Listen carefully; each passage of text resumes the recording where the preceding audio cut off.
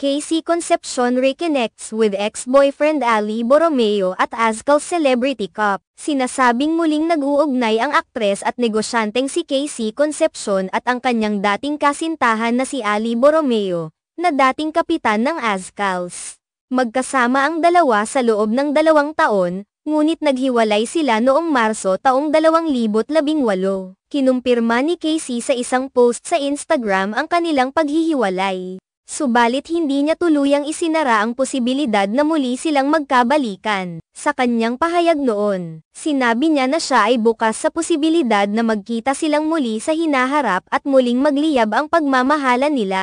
If the stars choose to align us together again in the future, then why not? Who knows what will happen then? Timing is everything. As for me, I've decided to fully support him at the same time move on and spread my wings. Pahayag ni Casey. Noong ika-7 ng Oktubre taong 2024, nag-post si Casey ng mga larawan mula sa Azcal Celebrity Cup kung saan isa si Ali sa mga manlalaro. Rain couldn't stop the game. Came full circle being around the sport, my crew, and the football fam again. Thanks for the invite fam. Sunday's best, ang kanyang caption. Nagkomento ang kapatid ni Ali na si Annie Borromeo ng "Love this." Ngunit wala pang reaksyon mula kay Ali sa post na iyon. Muling bumabalik ang mga alaala ng kanilang nakaraan, at tila nag-uumapaw ang mga pagkakataon para sa kanila na muling magkatrabaho at magtagumpay sa kani-kanilang larangan.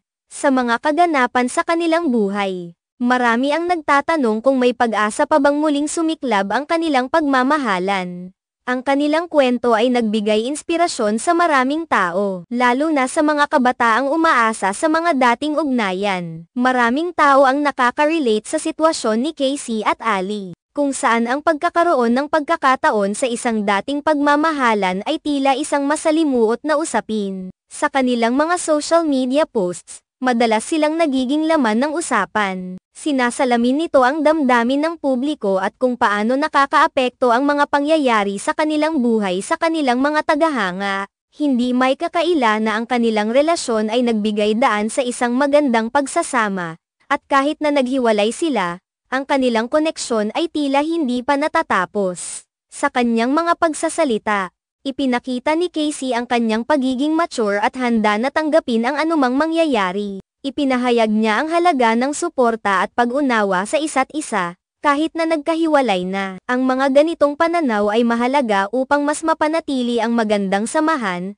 anuman ang estado ng kanilang relasyon. Ang mga aktibidad sa football ay tila nagbigay ng bagong pagkakataon para sa kanila na muling magtagpo, at ito ay nagbukas ng posibilidad na muling magkakaroon ng ugnayan. Ang mga tao ay patuloy na nagmamasid sa kanilang mga galaw, umaasa sa magandang balita mula sa kanila sa hinaharap. Sa kabila ng mga balita at usapan, ang mahalaga ay kung ano ang tunay na nararamdaman nila sa isa't isa. Ang buhay ng isang artista at atleta ay puno ng hamon at pagkakataon, at tanging sila lamang ang nakakaalam kung saan talaga sila patungo. Kung muling mauugnay ang kanilang mga landas, siguradong magiging masaya ang kanilang mga tagahanga at ang mga tao sa kanilang paligid. Hanggang sa mangyari iyon, patuloy na magiging interesado ang publiko sa kanilang mga kwento at sa mga posibleng pagbabago sa kanilang relasyon. Sa mundo ng showbiz, hindi kailanman maaring isara ang mga pinto, at ang kanilang kwento ay maaaring muling magsimula sa tamang panahon.